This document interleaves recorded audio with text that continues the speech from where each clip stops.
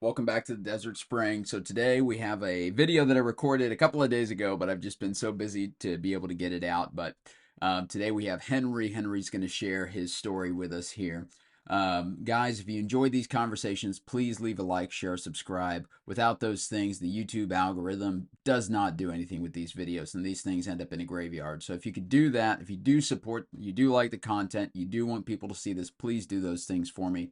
It would be a big help for us and of course for those who watch the video. Also, if you'd like to be a part of the show, we're not looking for special people. We're looking for ordinary people like you.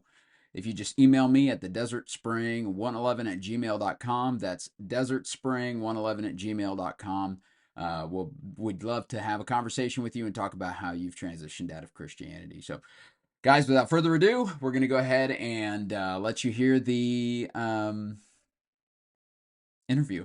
Desert Spring. So we're here with Henry, and Henry and I have been chatting for such a long time, dude. We're already bros at this point. But yeah, so Henry came on to share his story about how he's kind of walked away from Christianity, kind of taken apart a lot of the belief systems and stuff like that. So Henry, I'm gonna go ahead and give the mic over to you and just start off by just kind of introducing yourself, obviously, to the audience.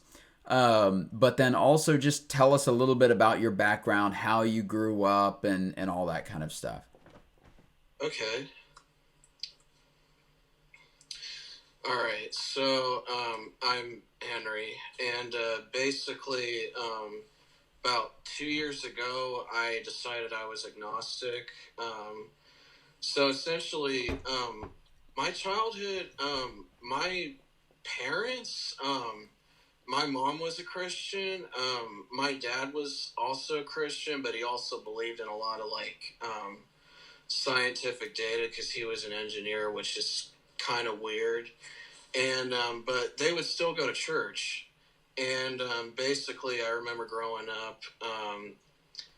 I don't think I started going to church until I was in second grade.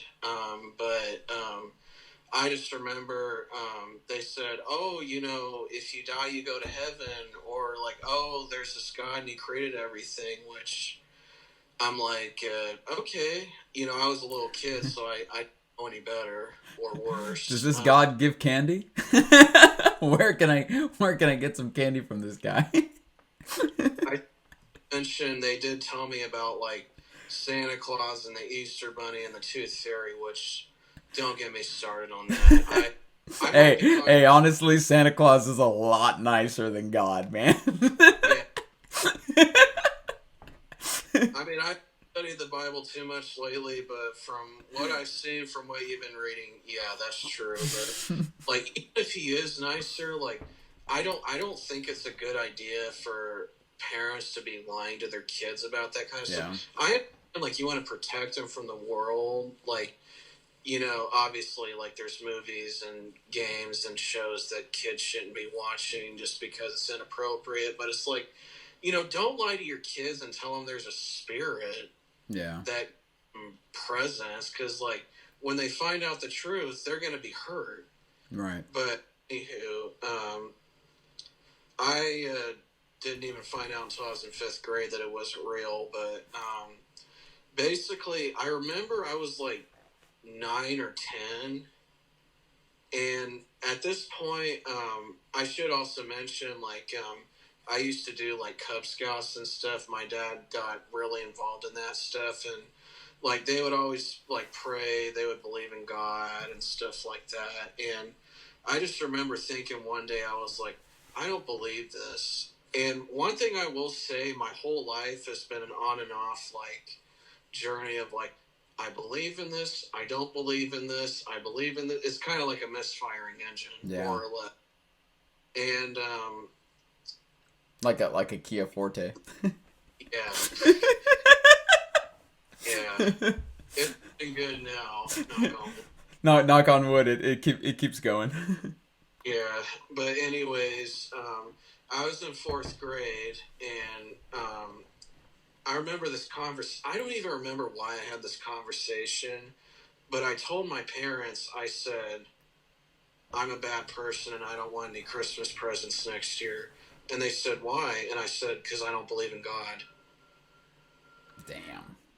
They were like, okay. But,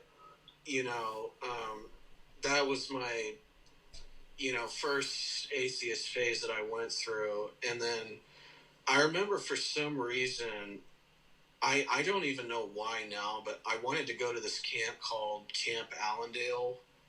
It's a Christian camp in Indiana. It's kind of down in southern Indiana. It's like down in the foothills, close to Kentucky. But Okay.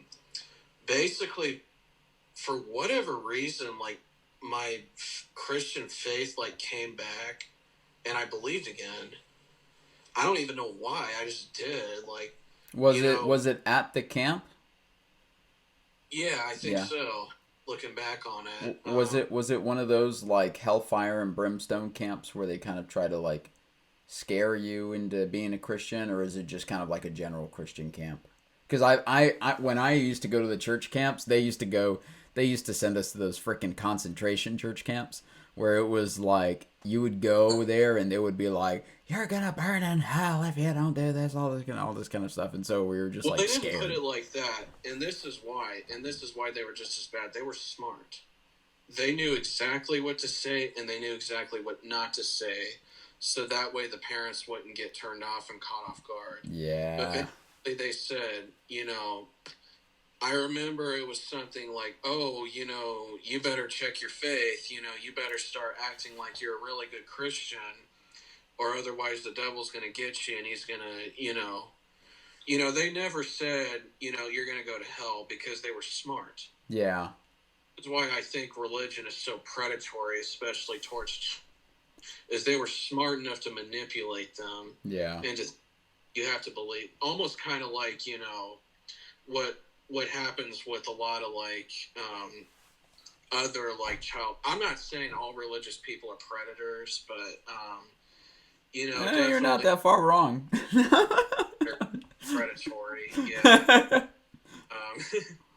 But yeah, so my faith came back for about 2 to 3 years, and then I started middle school, and I just got off for the summer, and we went to North Carolina for a vacation after my birthday. Um, and one night, my dad was starting to complain of headaches, the one that I was telling you about. And he asked my mother if she could give him aspirins. So she went up to go get some, and she came back down, and he couldn't talk at all. Damn. And he tried to get up, and He was having a stroke. fell. So that's when she realized, like, oh, he must be suffering a stroke. So she called an ambulance. He had to be lifted by a helicopter away from this resort town to a hospital in Norfolk. Which, speaking of, I still need to send him a thank you card. I haven't done that. It's been 10 years. I know I'm a horrible person, but No, you're not. You're amazing. but anyways, and I remember when all that was happening. Sorry, I'm kind of going back and forth, but No, it's okay. yeah, he was in the hospital. What they figured out at first was, oh, he had a stroke from brain bleed. Half of his side was paralyzed, and I'm sure as an EMT, you know about like the smile that's like crooked, and it almost kind of looks like that almost. And so on his dominant hand side, his right hand, his leg, couldn't move it. He gained some of his ability to talk again, but like it was hard for him to like remember stuff.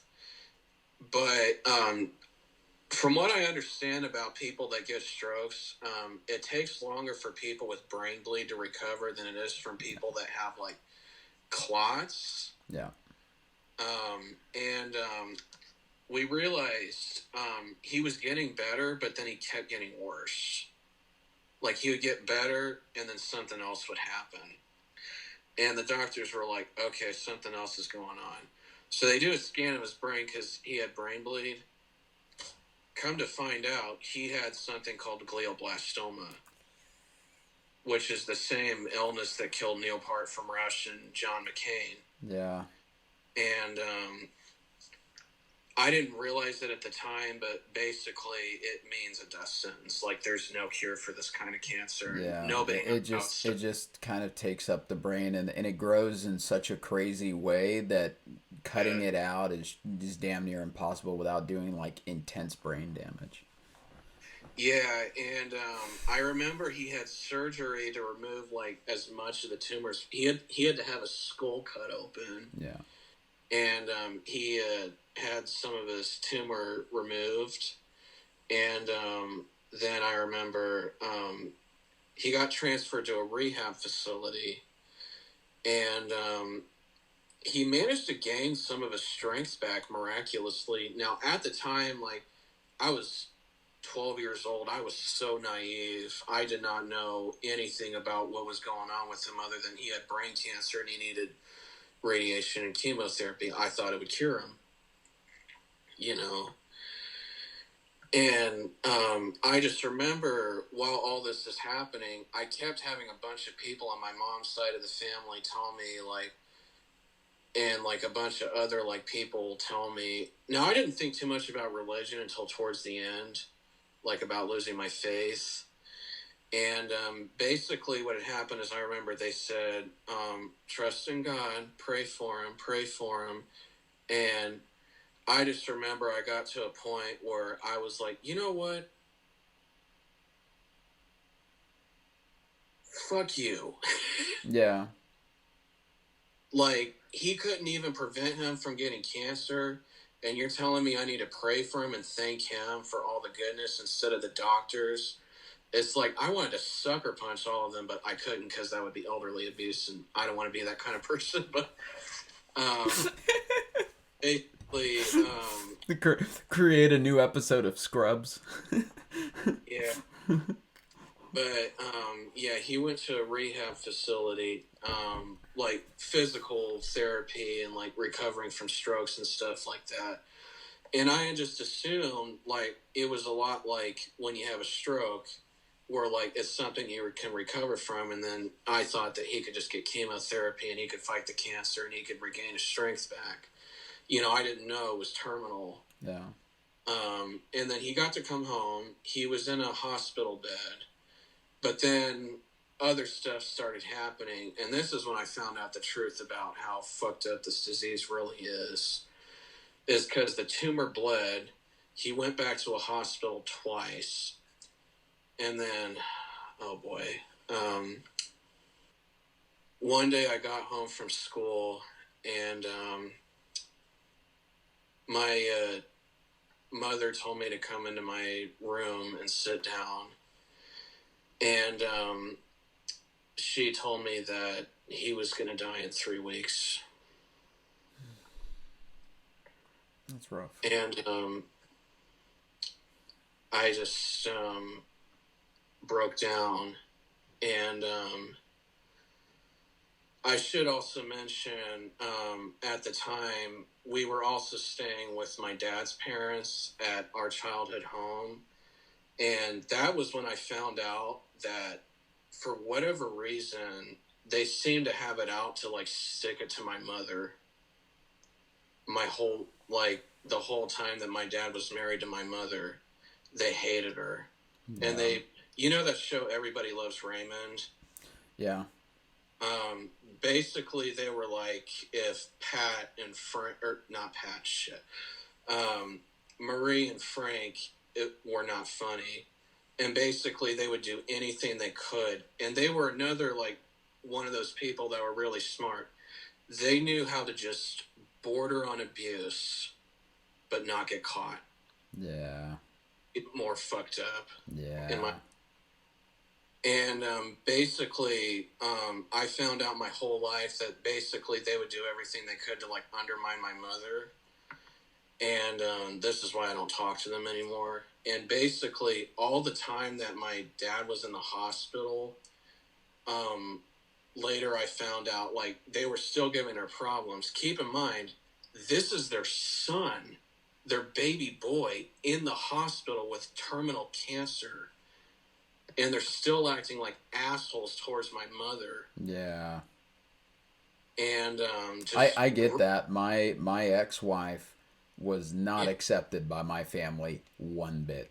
Not one bit. And she knew it and I felt it and I knew it and it sucked because it's like you love this woman, you're trying to build a life with this woman and your yeah, family is just being stupid as fuck.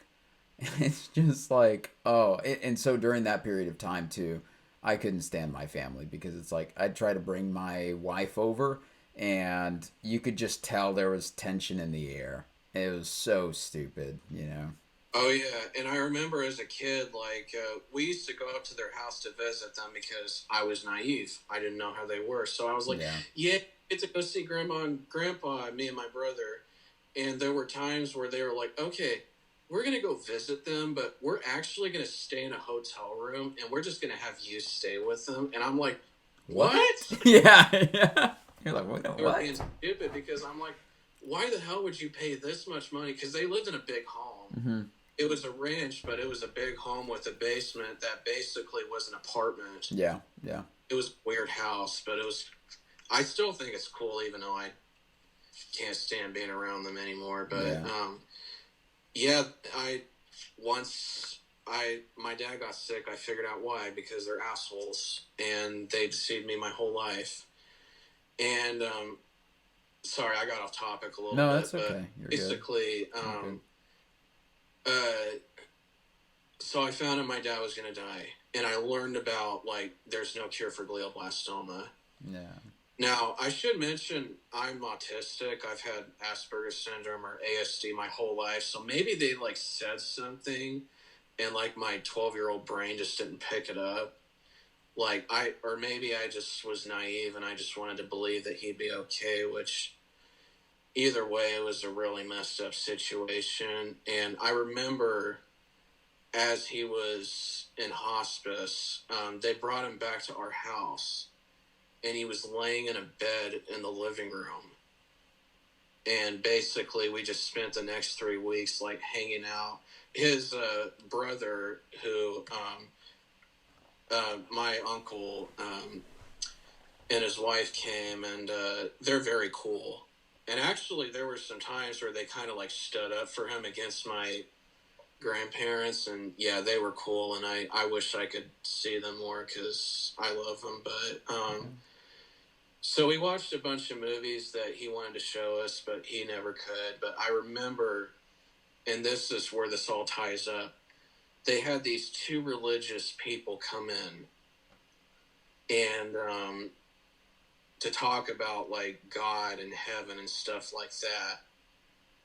And I just remember the whole time I just wanted to fucking chase them out with a machine gun. I did not want these people there at all. I'm like, how the fuck could you exploit this guy that is dying to try to get us to join this church? And because I had already lost my faith by then, I just never talked about it yet. Yeah. Or maybe I didn't realize it, but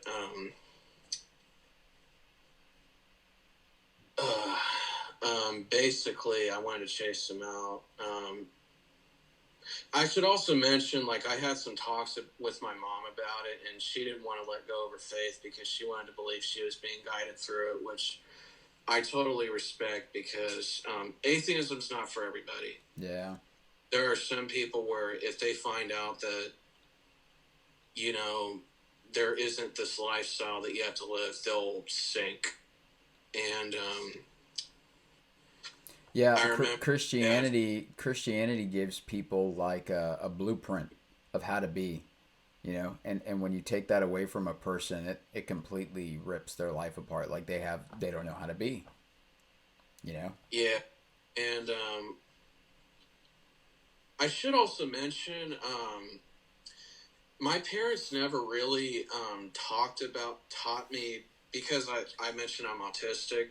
So basically, everything I learned about human connection was not through religion, which looking back on it, I'm really thankful for.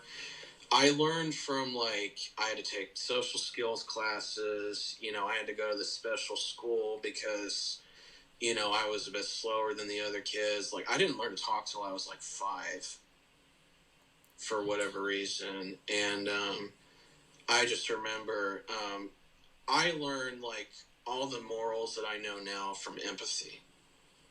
Not through religion, not through the fear of going to hell, through empathy. Like, I just remember I'm like, if I wanted to punch somebody, like, they get hurt. Well, how would I feel if they punched me? I'd be pissed. There you go. That's empathy. Yeah. It's as simple as that. But yet, like, you have so many of these people that just don't get brought up that way. They're brought up through a world of, oh, you are led by God.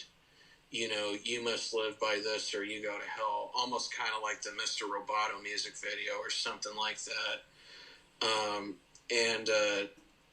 So, yeah. So, my dad finally succumbs to his cancer. I'll never forget the date. It was September 6, 2017. He had lived to just be 50. He had turned 50 in March, 3 months before he had started having problems with this illness. Yeah. And I just remember that whole time, like, I didn't really understand what, like, grief was. Like, we had dogs in the house. We had lost them. I was sad about that, but, like, this was different. Yeah. And I just remember when I went back to school, I just wanted to break down and cry so bad. And I'll admit this now, I've never told anybody this. There were times where I wanted to kill myself to make the pain stop. And I just remember it was so hard. And I thought at the time, like, I shouldn't be feeling this because I don't even know why now, but for whatever reason, it just felt wrong to, like, be that. Probably because, like, I thought, like, oh, like, men don't cry or something. I don't even know why I thought that, because my dad wasn't really a particularly, like, butch guy. Like, he was an easy crier, so I don't know why I thought that, but for whatever reason, like, I just thought it was wrong for me. Maybe because I didn't know. And I just remember, like, we had a lot of family. But, oh, my God, I felt alone. Yeah. And it just broke me. Yeah. Whenever that happened, I lost trust in my grandparents. I lost trust in life. And I lost my faith, which at the time was awful. And so he had, like, a funeral. It wasn't like a funeral, but it was more like a celebration of life.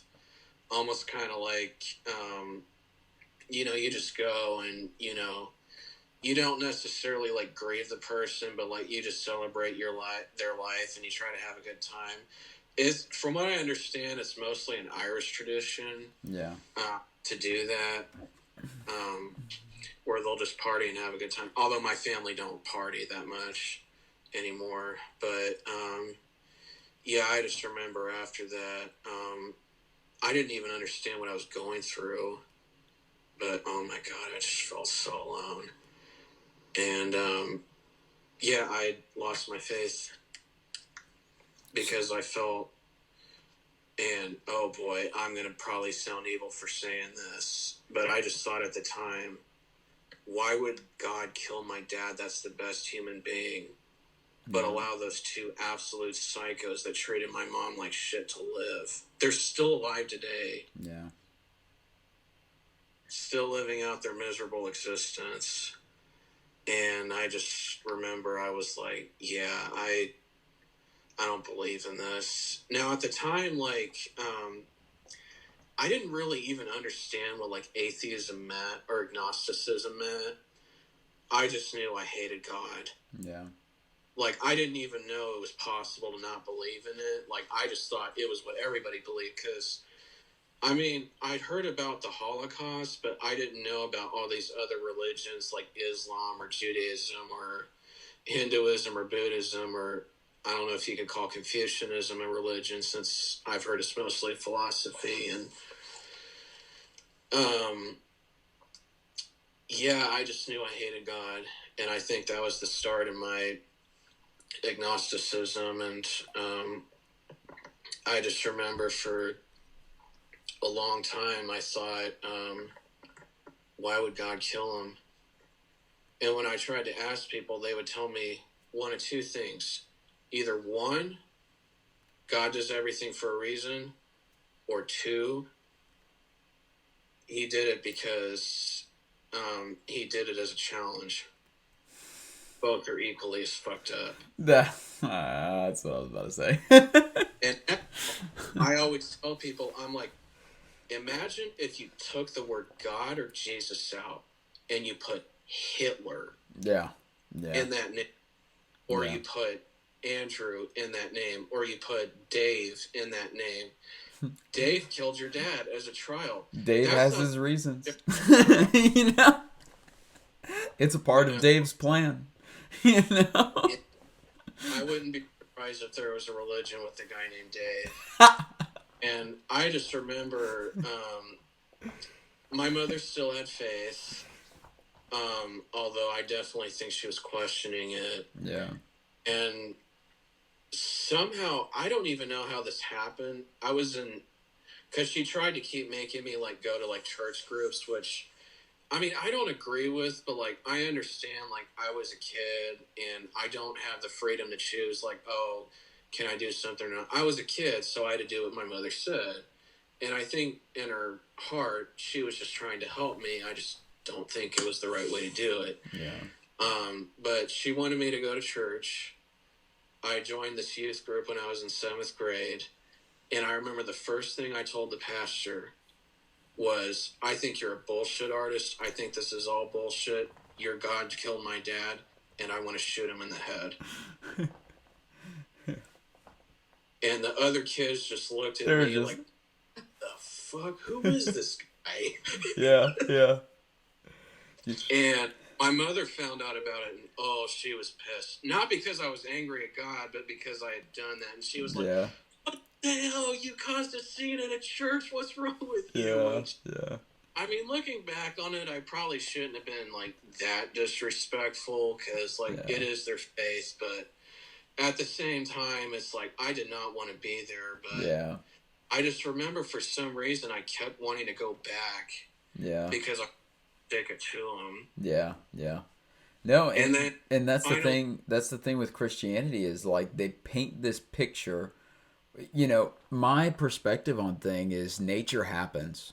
At the end of the day, nobody can escape death, and it's a bit of a luck of the draw, right? I mean, we're Yeah. human beings. Look out in nature. You can have a pet rabbit, and I used to have a lot of pets. I still have sheep right now, but Oh, cool. yeah, yeah.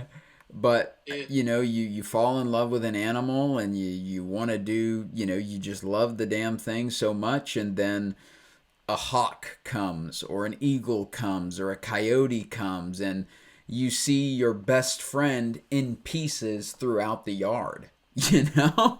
So yeah. it's just like the planet we live on is a violent fucking place, you know? But Mother. I think the worst part about it is that they keep trying to say it's God's plan. God has a bigger purpose. No, there's no fucking bigger purpose to death. You die. You Yeah. know, like, but So yeah, and basically, I remember I was in 8th grade, and I had decided for whatever reason, I don't even remember why now. Oh, I know.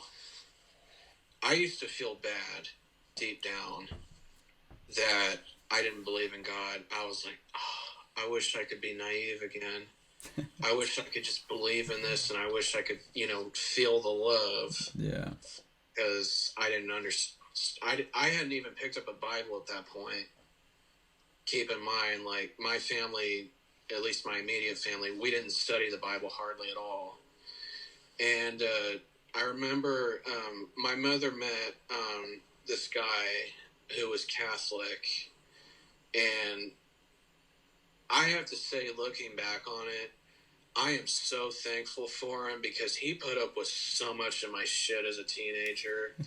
Like, I was awful to him, the poor guy, and I had crashed his car and everything. And oh my god, yeah, he was so graceful looking back on it, but I just remember being resentful because I was like, "Mom, why are you dating this guy so soon?" But yeah, I just remember he was Catholic, and my mother decided, probably because she fell in love with him, she decides, I want to join the Catholic Church.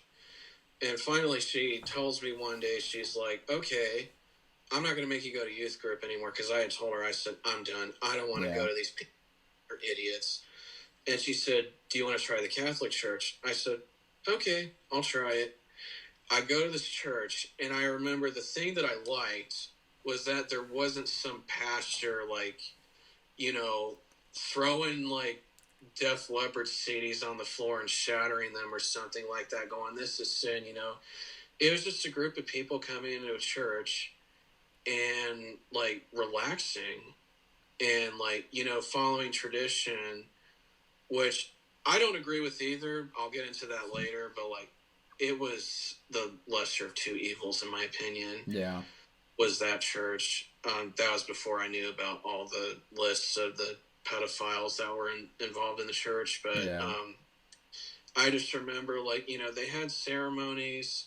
I don't know too much about the church. I've been to a few services, but I just remember I'm like, okay, I like this a little better, but I still don't want to go back. Yeah, exactly. Yeah. And then finally she tells me, she goes, you know, I heard about this church. It was a Methodist church that leaned liberal. Oh, I almost forgot. I didn't even tell you. After my dad had passed away, I realized I was gay. Sorry, I forgot to mention that. That the church certainly doesn't approve of that. No, Yeah. well, some try to be inclusive, but they're just. Yeah, exactly. Yeah, I can't believe I left that out. But basically, I came out as gay to my mom. Or actually, I came out as bi because I thought I still liked girls, even though I didn't. Yeah. Basically, I had said, I was like, I don't feel welcome in a religion that doesn't support my decision to be happy. Yeah. And she goes, well, I want you to try this one last church. It's called the United Methodist Church. And it was one of those, like, churches where, like, you know, they still talked about the Bible. They still talked about sin, but they tried their best to be accepting. And basically they believed, like, oh, it's not humans' place to judge. It's for judgment day whenever you die or something like that. I'm not explaining that. But, you know, I'm like, okay, I'll give it a try. I meet the pastor and I meet all the group, and they're super nice. And when I tell you, I really, really tried to, like, restore my faith because I thought at the time that's what I needed to do. That's what I wanted. I wanted that naiveness back. I wanted to, you know, not be so dark, you know. But, and I tried. And I went on 3 mission trips after COVID. One was to Knoxville, Tennessee. One was to Cleveland, Ohio. And one was to Costa Rica. And all my problems I had with the church, that was probably really cool. But then, and like I said, I tried so hard to get my faith back. And I remember I was like, I'm not ashamed of being gay, but I also kind of don't want to be, you know what I mean? It's like, what if I could just live like what I thought was a normal life where I could get married and have kids? Because when I was a kid, that's what I wanted. Yeah. You know, it's not like anybody taught me that. It was just like, I want to be like my parents. I want to be the cool parents that get to raise kids. And, I just remember in my sophomore year, I had officially accepted that I was gay. although I would try to fight it like a lot of times. Now, I should mention, I know this is kind of TMI, but I'm still a virgin. But I've never been on a date before, and I'll explain why later. But yeah, I basically tried to get my faith back, or what that particular church was claiming to be faith, because they didn't believe in like shaming gay people or Right. people wanted to go by different pronouns or anything like that. Like they would never like shun people for that. I'm sure some of the patrons would that went to the church, Yeah, for sure. but it was one of the more moderate ones. But I remember I graduated. Actually, I'll show you something. This is pretty cool. I still have a blanket from them. I don't know where I put it. And I keep on to it, not because I'm a Christian, but I just remember out of all the churches, they were the nicest to me. And even if I don't believe in what they believe, I still appreciate all they've done to help me. Yeah. And they gave me a blanket that's inside out. And they gave me this blanket right here. Oh, that's pretty cool. Yeah. I want to know who Oh, that's stitched that. embroidered. It's got your name on it, all that. Yeah, I Oh, think that's so so. cool. And they had like a graduation ceremony from youth group, and they gave me that. And you're the first person I've ever told this, but basically, after the Costa Rica trip, I lost my faith, and I don't even remember why now. Yeah. But I think it was just because, like, I don't think I ever truly got my faith back. What's my battery percentage at now? Oh. Yeah, make sure your phone doesn't die. It's at 91. I'm okay. Okay. Sorry. No worries. But, yeah, basically, what I decided to do was the pastor calls me up and he says, "Do you want to give a speech?" And I said, "Yeah, sure, I'll do it." Now, I should mention, I went on the trip because at that point, like, I had already decided, like, I was like, I don't think I want to keep doing this. I don't think I want to keep pursuing faith. But I said, I would rather end this part of my life on a good note. So I went on the trip. And it was a cool experience. You know, I got to see a lot of stuff. Although, if you know anything about Costa Rica, it's kind of a poorer region. You know, the people don't make as much money. And, like, you got people sleeping in huts with dirt floors.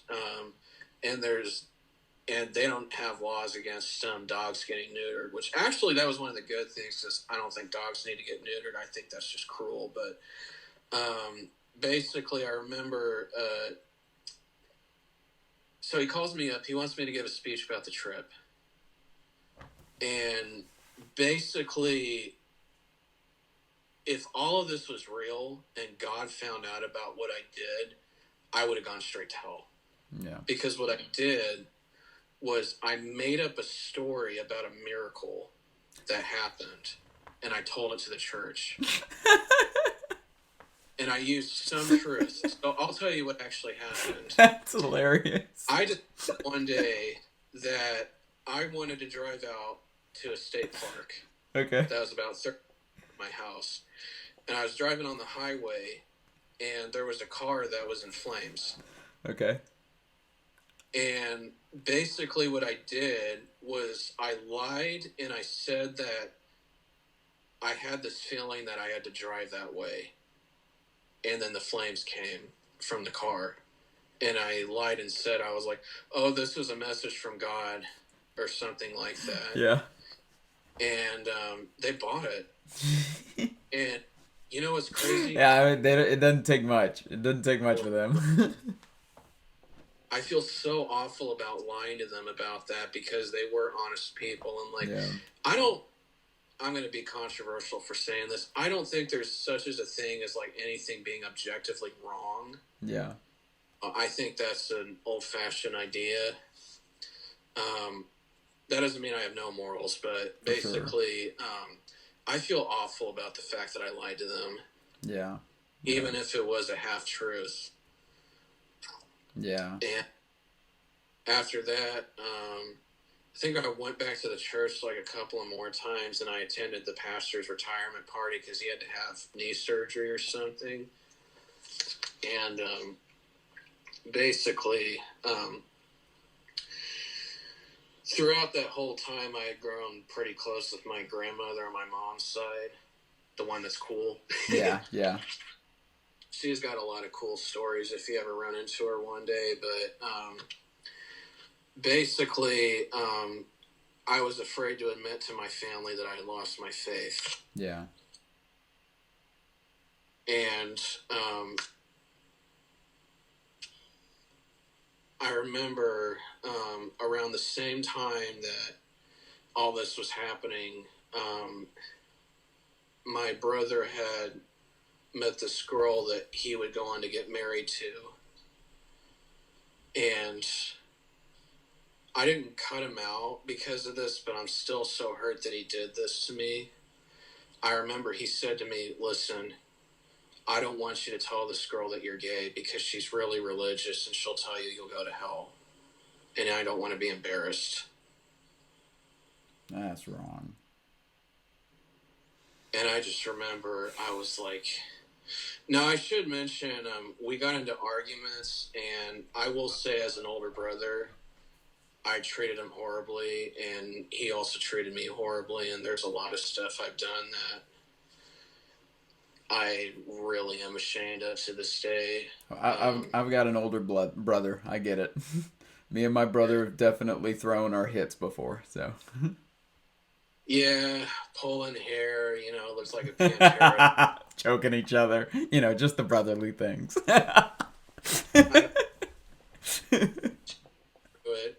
But I remember, and he's still married to this girl to this day. Although me and her do still talk sometimes, because I don't like to cut people out of my life. I don't like to hate. That's not what I want to do. You know, I don't. Which to be frank, is already better than the morality of Christians, because with Christianity, it's like, oh, you need to segregate yourself from the family. If your family's an evil family and you've already presented the faith, you need to separate yourself from them, and then they're the sinners, you're the holy one, so you can't hang out with them. It's like that kind of stuff, is all over Christianity. But sorry, I didn't mean to cut you off. You said that, and I was just wanted to really quickly present the idea that here's a person who's not a Christian and he has better morals than Christians. So I just that's a little token there. Well, thanks. You're welcome. Okay, I guess, but yeah, and I remember I had finally accepted the fact that I was never going to have faith when I found out that my grandpa, my mom's dad that had adopted her, was diagnosed with stage 4 cancer. Yeah. And I was just so hurt because I'm like, here's another guy who's an absolute, I hate to use this term, but saint. Yeah. Such a kind heart. He raised cattle, but he always spoiled his cattle. Here's a little thing you'll find funny. In some of the winter times with the baby calves, he would let them sleep inside of his trailer with him. I'd do the same. I'm not gonna lie. That sounds like fun. But yeah, and I found out that he was having stomach problems because, and I should mention, he's from a different era. He's one of those guys that's like, I'm a tough guy. I want to do this on my own. I'm stubborn. I don't go to doctors, stuff like that. Yeah. Yeah. Everybody what's ever too like that, or in my family it's everybody. Yeah, exactly. Kind of me to some extent too, but he did something he never does. He called my mom and my stepdad and said, hey, I'm feeling a little tired, can you help me out with something? And my mother instantly knew that something was wrong because he never would do something like that. Yeah. And go out, and this poor guy is like, he's like kind of hunched over and shaking, and he looks sick. So they bring him to the hospital. And this is one of the reasons why, as much as I love this country, I hate our healthcare system. No, They 100%. couldn't find anything wrong with him, but they said, "Oh, he's not bleeding anymore. Let's send him home." And then he had to go to the hospital again. He had stage 4 cancer. Jeez. How the fuck do you miss stage 4 cancer? Yeah. Like, I'm no expert, but like, doesn't it seem like that would be like one of the easier diseases to catch? Yeah, Like, especially stage 4. Yeah. yeah, like, how did they not catch that? And I think that was when I had decided, I'm like, okay, you know what? I'm comfortable with the fact that things just happen and not for a reason. Yeah. Because I don't want to believe in a God that's willing to let somebody do this to people. Yeah. And then the bad ones seem to stay forever and ever and ever, and then get elected into office. Yeah. Henry Kissinger was 100 years old when he died. Yeah. So a lot of killed in Vietnam. Yeah, that's good. So where are you? So where are you currently with your kind of like belief? So we've talked about kind of, you walking away from Christianity and just all the stuff that's happened. And I'm sorry that your brother did that. You should not feel any shame for being No, who you are. I don't blame him for Yeah. it. I think that, he just fell in love. Yeah. I Trying to don't protect a person's feelings. against me, but yeah, I was pretty pissed when he had said that, and then I'm like, fuck you. So I went and I told her anyways, and at first she didn't. I'm texting her right now. No, I had met at a school event before they had gotten married. Oh, okay. And I just remember he wanted to move in with me, and I just remember feeling like, you know what, I wasn't exactly the best older brother to him. Why don't I help him out, and I'll let him and his wife move in. And I'll never forget the first thing that his wife says to me, and she goes, "I just want you to know, if you have a gay wedding, I can't come to it because I don't believe in that." And then she had the utter audacity to ask me, she goes, "Have you ever considered, like, having those desires, but like just marrying a girl?" And I'm like, no, because I know my sexuality is real, and I know that your Sam Elliott lookalike Jesus probably isn't. What the? They come. I'm telling you. Look, look. I love people. These Christians come up with some of the craziest fucking solutions. Some of the craziest fucking solutions that I've ever heard of to these things that they deem as sinful. Like, it's like I've heard one from one of my friends way back in the day where he was like, he told one of his friends who was gay, like, have you considered chemical castration? I'm like, what? Yeah. I'm like, what the fuck kind of solutions are these? Like, dude, and it's and. They still put instructions on shampoo bottles, I swear. Dude, and it's just like, I and one of my pastors was like a long time ago, he was like, well, maybe we just need to have a prayer circle and we can pray the gay out. And I'm like, like, because my sister's gay. And it's just like, I've seen her take so much flack and all sorts of crap from my mom and from other people who, like my mom, I saw, zero. My mom's got zero understanding of physiology, but she was just like, whenever my other sister had a baby, my sister who's gay wanted to play with the baby, and my mom was like, Evelyn, to my sister with the baby, Mija, don't let her touch the little baby, because then the little baby, she'll pass the gay on to the little baby. And I'm just like, what the fuck do do you think it is? Like some sort of infection or some sort of bacterial, like virus?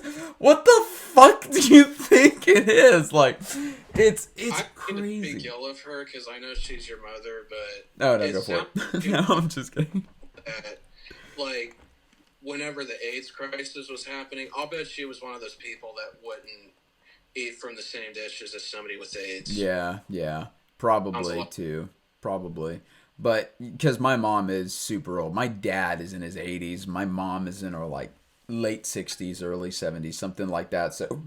So, um, but yeah, it but it's funny to me because on, I don't know if you saw the video that I had just posted about the two pastors hacking it out Yeah, over whether Jesus loves gay people or some shit like that. It's just like so it's so stupid. But from the church that I grew up in, if there was any church that accepted gay people, it was like, that church is wrong. They're going to burn in hell. They are filled with Satan. All of this kind of crazy ass shit. But it's like, at our church, we believed that misogyny was holy. you know? We believed that, a woman was not allowed to teach a man. Period. You know? what is? I've had women as teachers my whole life. My mom taught me how to drive. Well, so Like so what? so so the women could teach children, right? But Okay. women were not allowed to teach men anything. It was like, it says in Second Timothy, which is like Paul's one of Paul's teachings, that women are supposed to be completely and utterly submissive to a man, and that, and I mean, if you look at like the history of the tabernacle, like you had the Gentile, you had all the animals and stuff. Then you had the Gentiles' courts, and then you had the women's courts, and then you had the men's courts, and then you had the Holy of Holies for like the priests and all that kind of shit, or like the actual temple. And so it was like, not, if you were not Jewish, you weren't allowed inside the main part of the tabernacle. But then even if you were Jewish but you were a woman, you still had to like stay out with the animals, because only the men could go into into where the actual building, the tabernacle, and the of course the holy place is, of course, only men only. I mean, it's just, there's so much misogyny, and you're taught that that's right. So from a child, since I was like 5 years old, 4 years old, I was taught that women are supposed to be submissive. Women do not lead in the household. What they say doesn't even really matter. They're just like property. It's like a property dispute. And there's plenty of verses in the Bible where it's like absolutely treats women like property dispute. And there's women that literally believe it. Like Yes! Yeah! That's what I can't stand. I'm like just like, like my sister-in-law. She literally a lot of women in my family, they believe that. yeah, yeah. I'll tell you a story. Where there was one time that was like really really out there. My pastor, we were in choir, and I was in the choir. We were in choir, and we were working on a song, and we were kind of having an issue with a specific song. I don't know, maybe the sopranos couldn't keep up with the baritones. I don't know, but we were having some sort of issue with this specific song. And the pastor's wife decides that she's going to speak up to the pastor because she's the pianist. She's playing, right? She decides she's going to speak up to the pastor to give the pastor some, like, hey, maybe instead of that we should do this. Maybe, yeah, And she gave her a recommendation. The pastor was like, "We're not going to do it that way." And she was like, "Well, honey, if you do," and he immediately cuts her off, and he's like, "No, we're not going to do it that way. Like, I'm the man, you're the fucking woman. Don't correct me in front of people. Like, basically, shut the fuck up and play the piano." Like, that was basically the gist of what he was. What in the world happened there? tell him to try that with Axl Rose and Oh see how yeah. Oh, 100%. But he'll it be was, getting tackled. He'll be getting manhandled, beat up. Oh yeah, dude. But the thing was, when she was asked about that, she was like, "No, no, no. I was out of place. I shouldn't have spoken up like that. I shouldn't have, talked like they do it to themselves, And it's just I like I don't even know what to think anymore because like you said, it's like as much as I want to help these women empower themselves and be equal and all that kind of stuff, because we're all human beings. There is no I'm better than you. A billionaire is better than a homeless person. That doesn't exist. It may exist in people's minds in society, but it doesn't exist in reality, right? But yeah it's just like, bring a horse to water but can't force him to drink kind of shit. It's like and yeah. and I've seen women, especially in EMS, I've seen women put themselves through abuse, physical abuse, getting carted off to the hospital abuse, just because they have to stay with their husband because the It's so religion. sickening. It's Yeah, disgusting. It's absolutely disgusting. Yeah. yeah, and it's like, and this is one of the things that I wanted to ask about. Was were there like any allegations that that pastor was like either emotionally? It's clear that he was emotionally abusive to her, but like, Not was like not like formal allegations. Nothing okay. nothing formal because he's got an entire building of people who believe the same thing. Mm, Because he touts this stuff from the pulpit. And so if you're a brand new person walking into a church and you're there for a couple of weeks, you hear that, women are supposed to be supremely submissive to the man, and you don't like that, you're just going to go find another church, right? And so he's got a building filled with people and guys and families that wholeheartedly believe what he believes. And I did a video a long time ago about a trans person who just walked into a church. That's it. He yeah, walked. He walked into a church and he sat down. That's yeah. it. And literally, the pastor immediately went off at just the Satan is walked in. Satan is in our presence. Just like didn't even start the Sunday the preaching in a normal way. The worst part about it, he kept going and going and going, and the entire congregation was cheering him on. For Uh, imagine being that person. You walk into a church. Your first experience in a church is the entire church shaming you for showing up and existing. Like that is so fucking wrong on so many levels. Like is this after all that? Like, where or like what happened? I have Like, no please. idea. Like so this specific video that I had found was just like a person in the church who who was making a video, and they weren't making the video because they were in support of the trans person. They were making the video because they were in support of the church.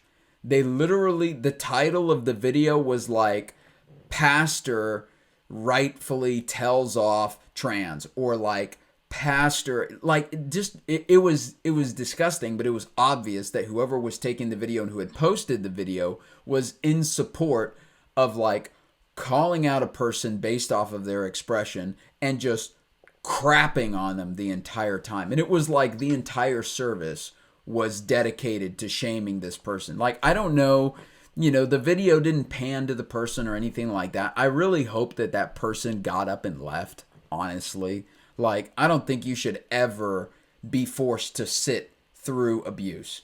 I don't think you should ever if you're forced to sit through abuse, then you need to call the cops. But but like if you should never, if somebody's arguing at you, telling you that you're stupid, telling you that you don't have to sit through that. You walk away. There's always a door somewhere, like you don't need to exist through that. But yeah, it's like it's just disgusting. And there's so many people who are in support of that. And what's funny about people, and alarming really, but what's funny about people is like you meet a person, you have a casual conversation, you're happy, you're joyful, you're having fun, and then something will just slip out that shows you their beliefs, right? Have you ever had that Mm. experience where you're just, Yeah, definitely. I remember one time I was at like a family event, and like this was after I had figured out that I was gay. I remember one of them had like made a saying or something like that. Um, uh, it was something. It was like it wasn't anything like against gay people, but it was like a joke, and I just yeah. remember I not necessarily offended, but I was like, oh boy, if they found out. Yeah, exactly. No, my dad, we were chilling in the living room one day and we were joking about stuff. Um and I don't know where the jokes were, where what was happening, but I just remember that um he I said something that was like, "Oh, it doesn't matter. It would probably be the death of me." And he chuckles and he's just like, "It doesn't matter. You're going to go to hell anyway." And I'm just like, damn, dude. Damn. Like your own fucking son. Which is crazy to me because it's like, I've done more for my dad. I can't think of anybody who's been there for my dad as much as I've been. And the guy just, you know, I've also been like the most abused out of all the kids that and so I started distancing myself. I'm like, dude, I'm not going to sit here and take shit from a person who doesn't appreciate me, you know? Like, Yeah, I show up for you. Occasionally, I'll pay your bills. I do all this stuff for you. And you're going to pop off with a joke like that. Or you're going to tell me that you don't like my ex wife and that, you thought that she was always a B, you know? Like, I'm sorry, you can call anybody that. I don't like when anybody calls anybody cuss words. I don't like it, It's like if another person says, "Oh, fuck that, this guy's a bitch," I can't you don't stand that. war with me when I'm driving on the road and Oh, somebody. dude, I can't do it, man. I'm just, I don't care if a person cuts me off in traffic and flips the bird at me and cuts me off and brake checks me. I'm not gonna call him a bitch. I'm not gonna call him a cunt. I'm not gonna call him any of those cuss words. I don't. I think that's fucked up. I mean, I'm just doing my thing. Well, Um, but like, there's been some times where I've been like, "Move your ass, dipshit," or something like that. yeah. But yeah, dude, it's just like I just grew up in such an abusive home and such a mentally manipulative home that it was just like when I became an adult, I was just so through with it. I was so done with it. And so I would date a person and, maybe for half of a second or I would date a person and something would pop up and it's just like I don't want to deal with this. I've been here, been there, done that. I'm not here to save people. I'm not here to try to what do you call it? Like teach you how to be a better human being like because I'm an empathetic person. I'm a hard empath, just a fucking hard empath, and I've had to put boundaries on that shit because no matter how much I love people, it doesn't matter if you try to help people. People have to help themselves, right? It's like you lead a horse to water, but you can't force the horse to drink, right? So I can't tell you how many times I've been there for people. I've heard their stories. I give them advice on what to do, and they'll just come back to me next week, and they just a broken record, you know? And it's like, I already told you what to do. And then the next week it's a broken record and you hang out with them and all they want to do is talk crap about a specific person and it's just like, oh man, I I'm just not struggle with there. that, admittedly. Like, I struggle with like. If there's somebody I'm dealing with I don't like, I've been known to complain about him too much, and it's something Yeah. I'm trying on. Yeah. For It's hard me, sometimes, believe me. no, I used to be, honestly, I used to be the most negative person that I knew. But it got to the point, Sorry. no worries. It got to the point to where it was like, you know, who's running my life? Am I running my life, or am I letting everybody else and their in my thoughts of them and all that kind of stuff run my life? You know, it's like I would be so focused on what other people thought of me. I would be so focused on whether or not these interviews were done perfectly and whether or not I had the right software. Here, I'm going to let everybody know what we got going on. Yeah, that's right, guys. These are two windows. These are two windows. I've just got two windows next to each other on the what do you call it? On the screen here. That's how low tech we are here, you know?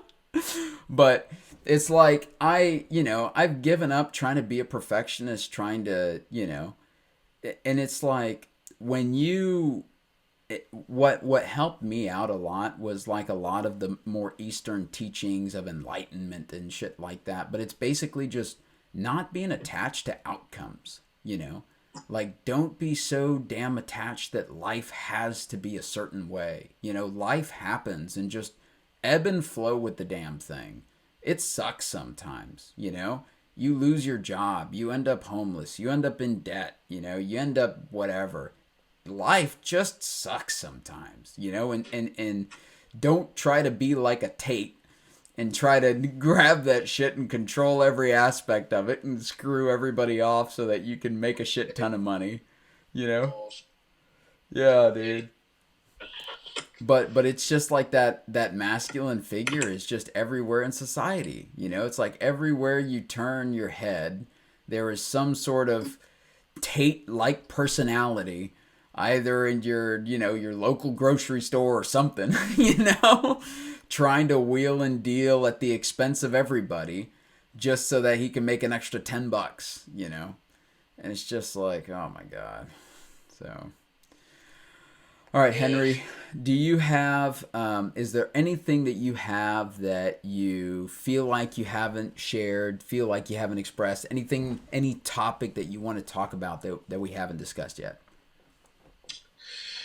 Um, there's one thing that's really been weighing on me.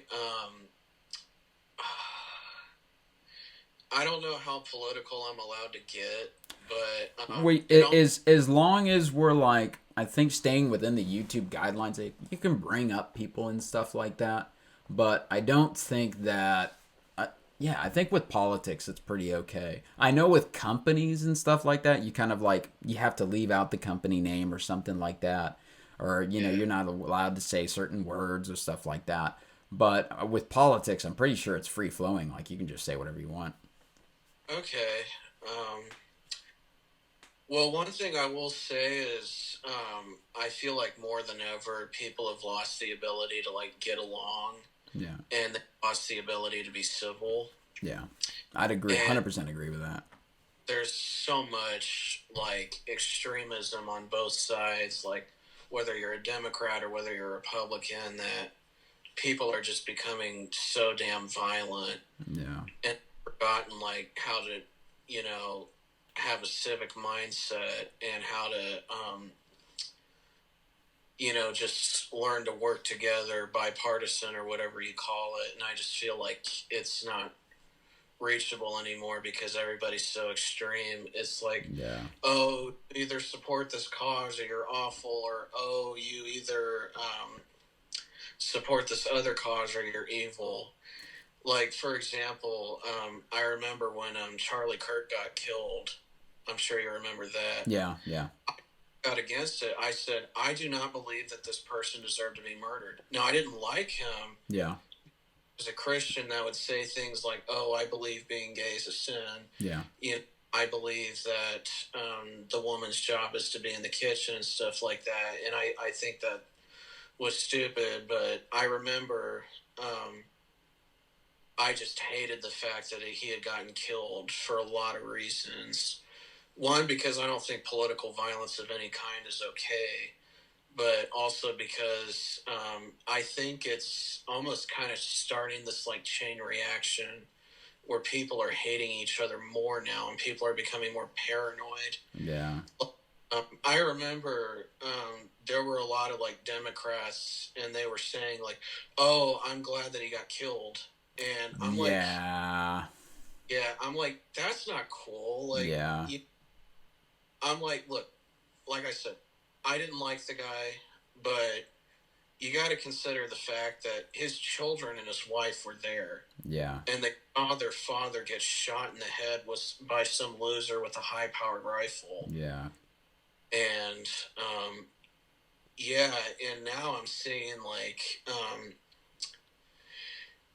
like with the whole like I don't know how much you follow this stuff, but like I remember whenever the CEO of United Healthcare, was that what it was called, got killed. I don't know. I can't remember what the name of it was now. Like people were like, "Oh my God, the assassin's a hero," and they kept like posting thirst traps of him. Yeah. They kept saying like, "Oh, he's a hero. He's a knight in shining armor." And then like I'll also see people on the Republican side that would make claims like, "Oh, I wish somebody would shoot Joe Biden. I wish somebody Yeah. would shoot Kamala Harris. I wish somebody would have shot Obama." And it's like that's not okay. Like Yeah. both sides have gotten to a point where like literally like they're willing to like actively kill each other. Yeah. And There's then so much hate now.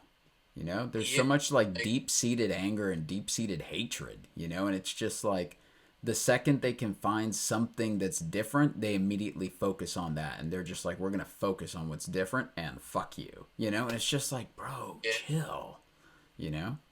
Like I remember, I said I was going to talk about this, but I remember when I was coming to terms with my sexuality.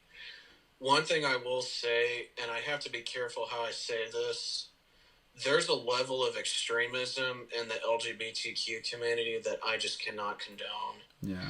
Like, I don't know if you'll agree with me on this. I have no problem with people being transgender. I have no problem with people going by different pronouns or whatever. I don't think that children should be getting sex change operations. Yeah. Like, not because it's a bad thing, but it's like almost like, I don't think it's a bad thing to get a tattoo, but I think you should have to be 18 to get a tattoo. Yeah. It's the same reason why a kid can't buy a car or buy a house, because it's such like a life, like people don't understand, it's such a life altering like decision. Yeah. And like there have actually been people, I don't know how true this is, but I've seen where people were like, I made this decision when I was younger, I truly didn't want it, and now I can't change it. Yeah. And like I said, I know there's a lot of people that will probably kill me for that, saying that, but and I just remember I went to this support group, and basically they were doing things along the lines of like trying to keep stuff from parents, even if there weren't like allegations of abuse. And I don't know how true this is, but I had heard with some school systems, they were even like encouraging like kids to be like, okay, we're going to have this serious like medical procedure and drugs for you, and we're not going to tell your parents about it. Gee. I have That's I have no crazy. problems with people being trans. Like I believe in a society where people can have individual liberties, the life of liberty, pursuit of happiness and love. But like that's someone's kid. Yeah. Like, um, I just remember thinking, I'm like, well, if they actually believe that like the parent is going to neglect their child, or if the parent is going to like abuse their child if they came out as gay or trans, the solution is not to give them these life altering like surgeries and drugs. The solution is to get child protective services involved, because because like that's a fear of the child getting abused. Yeah. But like you should never keep from the parents stuff that is going on with the children. Like I can tell you right now, if I found out that something happened at the school and they tried to keep, like if I ever had a kid and someone at school like did something to them and the school tried to keep it a secret, I'd be miffed. I'd be fucking Oh yeah. pissed. But the thing is, it's like it's any medication. I mean, if your kid requires any medication in a school, Yeah. they have to let the parents know. They can't just say, "Oh, we're gonna give your kids a vaccine." Oh, we vaccinated your kids while they were at school today. Like, that none of that ever is okay. The parents, they need to be involved in anything that happens. The school lunches, maybe not that involved, but at mid or depending on what they feed the kids, maybe, right? Because I saw a thing a long time ago about how they're basically giving how some governments, local governments, are giving the kids like the cheapest quality food that they can, so that the school can keep more of the money and all that kind of stuff. And With now, like a bunch of additives and stuff that like, yeah, and how it's messing up because these kids are growing, right? I mean, these are developing children, and now you're pumping in a bunch of additives and stuff into their body while they're developing. I mean, it's just not a good idea. and Um, there's such a high rate of high cholesterol and diabetes among our youth now. right, right. Oh, American food is not food. It's Yeah, not food. seeing like in Europe, like they have rules about like what additives can be put in food and what additives can't. We don't have that here. Like we Yeah. literally have food with God knows what chemicals. Arsenic and lead and all sorts of crap. So Well, I really shouldn't say much because I smoke a little bit, but that's um, fine. I'm But sure that stuff will probably kill me if I don't quit.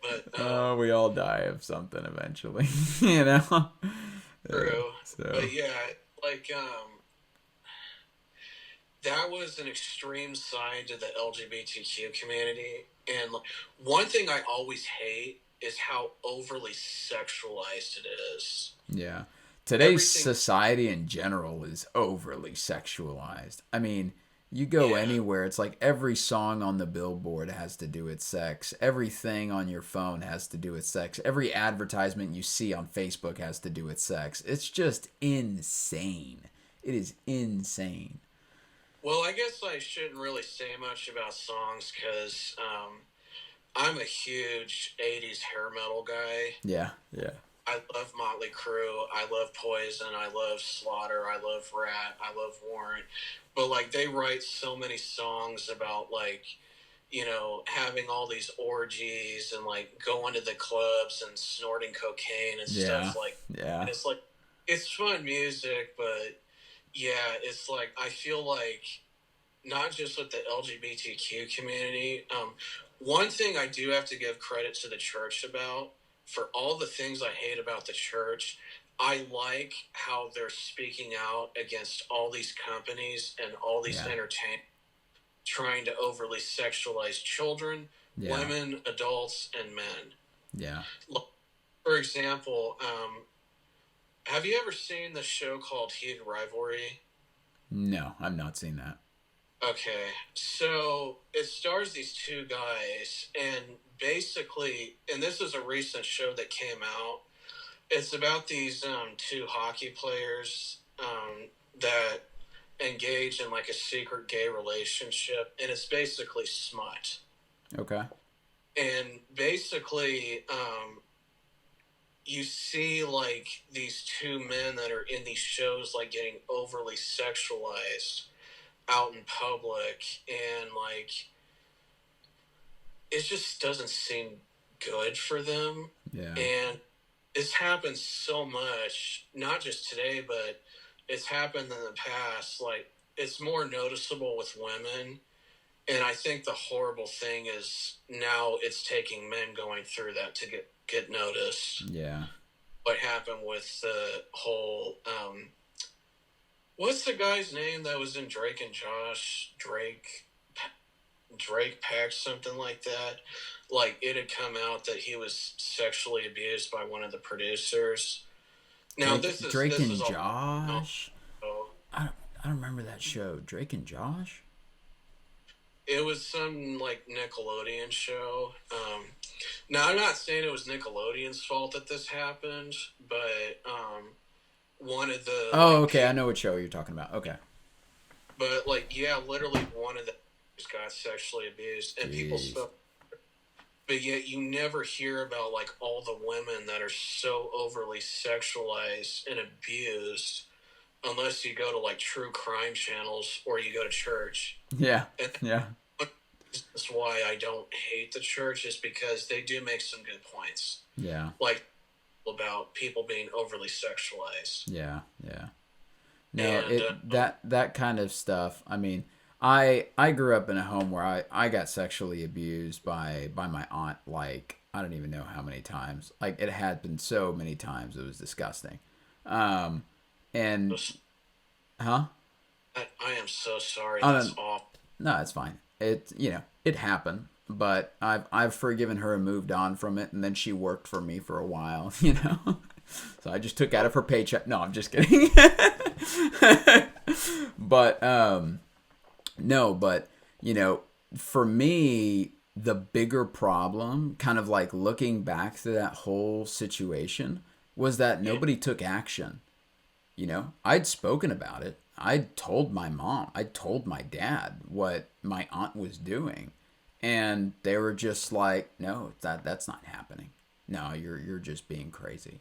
And it's just like, okay, well, I don't know what to tell you. It's like, and and that kind of stuff happens. My aunt was a Christian. She went to church all the damn time. My parents were Christian. They went to church all the damn time. And it did not change the fact that whenever it came to that kind of stuff, it was just like, no, we're not going to talk about it. We're not going to have conversations about it. You just shut up and, deal with it. And it's just like, fuck, dude. And so whenever I hear about all these girls who get sexually abused, and when they go to tell their parents, they get met with the same shit, I'm like, I get it. I experienced it. yeah, It sucks. It's stupid, and it's something that needs to be brought up. But yeah, yeah. it's humanity has so many things that it needs to move past. You know, Mhm. bombing a country because of a religion is one of the things that we need to move past. We all thought we moved past it, but apparently Or we didn't. finally, Yeah, exactly. We there thought were we'd moved past a lot of that things. really said, I don't think it's a good idea to go to war with Iran. Yeah, yeah, Like, literally, like, even some of the extreme ones were like, I don't want to go to war with Iran. Like, but, like, literally,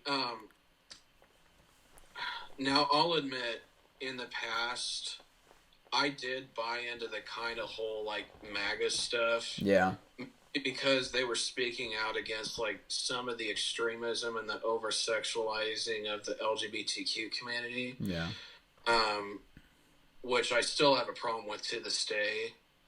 Um, like you have like these pride events where like they literally have little children going to events where there's men that are naked, yeah, yeah. like leather and stuff, and assless chaps. And I'm like, I Jeez. don't support that. I think Yeah, that's gross that children are having to see that. Like, I think if I was a kid and I went to one of those events, I'd be scarred. yeah, probably. And I'm a kid, but I'd be scarred. Yeah. But yeah, it's like, but I bought into it at first, but But you can see there's extremes, and that's what we kind of need to move away from is the yeah, extremes. It's we like have president since Obama. really, really, My opinion, it's Obama was the last guy that tried to be like, okay, I'm here. You might not agree with me. You might agree with me.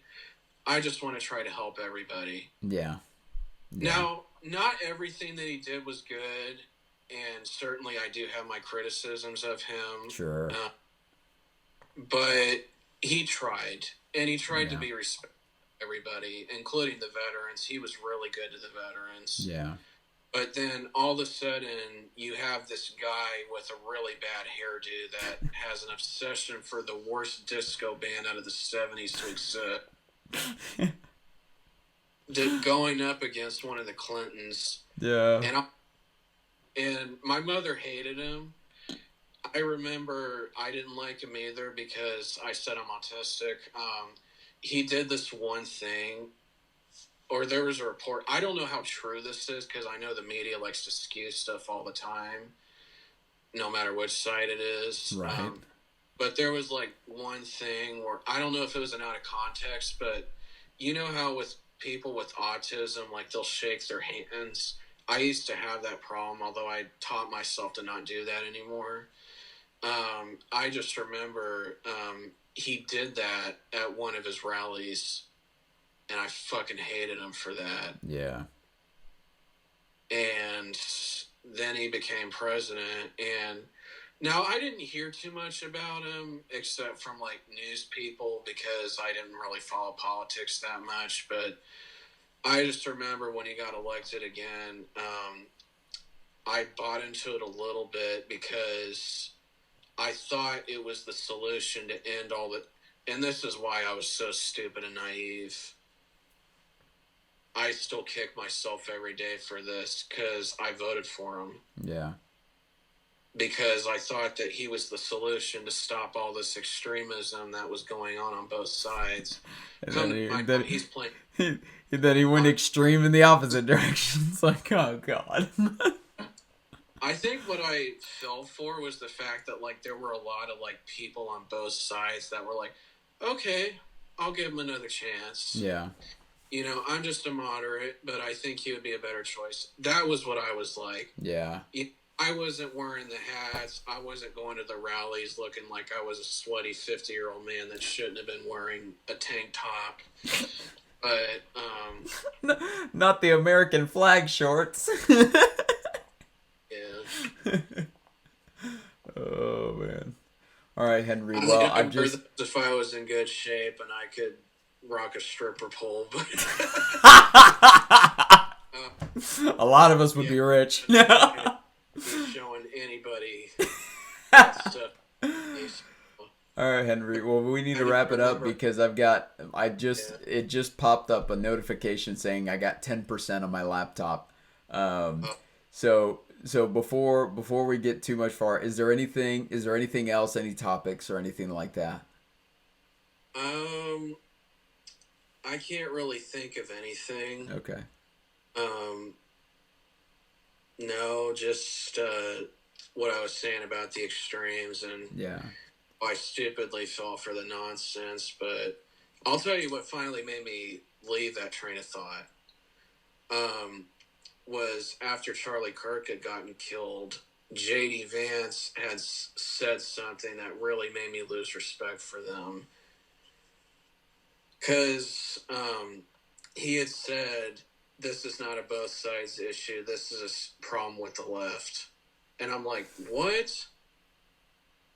It's both sides that are so extreme that they learn to come together. Like, you know, you have all these guys like Ted Nugent or something like that with these like, or Charlton Heston or guys in the NRA that have bunkers like full of guns and grenades and stuff that probably they can't even legally own. Now, I support the Second Amendment. I'm a gun owner, but that's just crazy. Yeah. And they actually believe that like the government is coming for them. Yeah. I'm like, which is crazy. Okay. Yeah. Maybe for your tax dollars, but but all right, Henry. So just leave the audience with something that you want them to know, or if you're talking to the younger generation of guys out there, if you're talking for anybody who's kind of struggling with stuff, leave us all with a little bit of advice for what you think would best help for people to hear right now. My best advice would be for the parents, I would say don't try to force your kids into like a belief system or a train of thought. Yeah. Just raised them up to be productive and kind and loving. And, because I remember my mother used to tell me, and this is what told me that, like, nothing happens for a reason. She used to always tell me, be kind and loving because it's a cruel world. Yeah. So I would say teach them about, like, love and kindness and people, and don't try to, like, force them into a religion. And I would say for the kids, definitely the men in particular, because men face this more. Don't try to internalize anything. Yeah. If you gotta cry, just do it. Yeah. Don't try to push shit You down. Don't try to put know, up a strong face. We're all to the allowed to break down. Our cars do it all the time. to the I still have trouble with internalizing stuff, because that was just what I had taught myself growing up, was Yeah. like, oh, after a certain point, men shouldn't cry or something like that. And I had trouble internalizing stuff. And I would say for the women, if a man tells you that he's a Christian and he wants you to cook and clean for him, and he wants you to, like, not have a job and be a stay-at-home mom, and he has this idea of exactly what he wants, run. Fast. Run, run Fast. fast. Get the hell out of Dodge. Yeah, exactly. Guy is walking red flag that will probably take advantage of you. I'll leave us on that note. My mom, they live that faith. My dad and my mom, they live that faith. For the last 30 years, my mom has not been seen, has not been appreciated, has not been respected, has not been heard, has not even felt like her existence mattered. And she's had plenty of breakdowns, plenty of, you know, I've chatted with her about it many, many times, and she just tells me she just hates being in a place where she feels like she's just a maid, and that is all that she ever is. And it's the belief system, you know. My dad grew up that way. His dad grew up that way. If it wasn't for the fact that that's what they thought was holy and that's what they thought God wanted them to do, then they wouldn't be treating women that way. But they do, because that's what they think is true. And it's, you know, and that we see that with the country. I mean, that's kind of what we see. Why are we bombing Iran? You know, you can bring up the Epstein files, the fucking bullet dodge that was, but when you ask a Christian about it, and like a deep, not like a fluffy Christian about it, right? You ask one of these like fundamentalist Christians about it and about what they think about the war in general, and they're in support of it because they're fighting the enemy Islam, right? They're fighting the Muslims. But the Muslims say that they worship the God of Abraham. You know, the Judaism, the Jewish people say that they worship the God of Abraham. What is Christianity about? The God of Abraham. So we have all these people lobbing bombs at each other, saying that they're worshiping the same God, but swearing to God that they don't, and putting knives to each other's throats and killing each other because they, my God is God, your God is Allah. And it's like, what's the Arabic word for God? It's Allah. you know? So it's like, that's like me saying, no, no, no, no, no. You believe in Jesus. I believe in Jesus. They're two completely different people. Like, shut the fuck up. like, it's Well, it's what wild. John Lennon said, he imagines a world without borders and without religion, where people could just finally realize they've been fighting for nothing. But Yeah. unfortunately, right now, we're just not there. Right now, we're And still fighting for nothing. yeah, So, I mean, I support our military and all, but for sure, yeah. yeah, it would be nice if we didn't have to fight in all these wars, and we didn't have to worry about, like, all these people trying to kill us or getting involved in wars that we don't need to. It would be so nice. Right, right. All Yeah. right, Henry. It was an absolutely amazing interview. Thank you so much for coming on the show. We're going to go ahead and end the recording here, and then I'll have our little outro and all that kind of jazz. So thank you so much Bro, and for sharing and for being you and for expressing yourself. I really am thankful, man. Thank you so much. So no problem. My pleasure. for sure. All right, we'll go ahead and end the. Okay, guys, I hope you enjoyed that interview. Once again, Future John here. Please, if you could like, subscribe, and comment on the videos, that really helps out the algorithm. Send this stuff out everywhere. Without that, these videos basically get about 10 views, 15 views, and then they just kind of end up in the water. So, if you guys could interact with the video, I really would appreciate it. Even if you just put a comment in the comment section that says absolutely nothing but has an exclamation point or something like that. That would help out tremendously. With that being said, guys, I hope you enjoyed the video today, and we'll see you in the next one.